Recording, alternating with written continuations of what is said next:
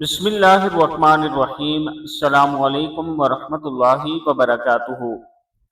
ہر شخص کی یہ خواہش ہوتی ہے، ہر مسلمان کی یہ خواہش ہوتی ہے کہ اللہ پاک مجھ سے راضی ہو جائے۔ آج میں اپنے چاہنے والوں کو نبی کریم صلی اللہ علیہ وآلہ وسلم کی بتائی ہوئی ایک خوبصورت دعا سکھاؤں گا۔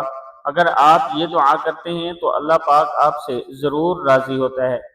نبی کریم صلی اللہ علیہ وآلہ وسلم نے فرمایا، تمہارا رب اپنے بندے کی اس بات سے خوش ہوتا ہے جب وہ کہتا ہے کہ رب اغفر لی ذنوبی انہ لا یغفر الذنوب غیرک۔ رب اغفر لی ذنوبی انہ لا یغفر الذنوب غیرک۔ اے اللہ میرے گناہ بخش دے کیونکہ تیرے سوا کوئی اور ذات نہیں جو گناہوں کو معاف کر سکے۔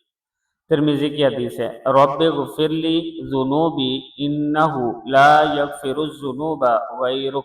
ہر نماز کے بعد اسے ایک مرتبہ ضرور پڑھا کریں۔